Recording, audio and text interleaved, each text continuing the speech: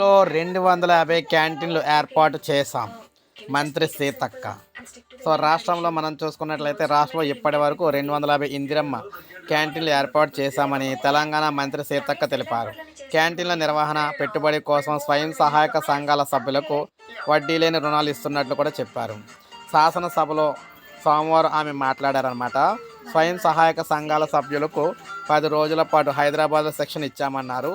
పట్టణ ప్రాంతాల్లో 130 క్యాంటీన్లు చేసినట్లయితే వివరించారు. 1 కోటి మంది మహిళలను కోటీశ్వరులు చేయాలని సీఎం రేవంత్ రెడ్డి సంకల్పం అని చెప్పేసి అన్నారు.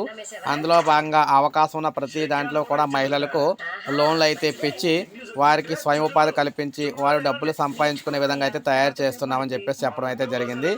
సో ఈ విధంగా ప్రజెంట్ 250 క్యాంటీన్ల వరకు కూడా స్టార్ట్ అయితే చేస్తాం.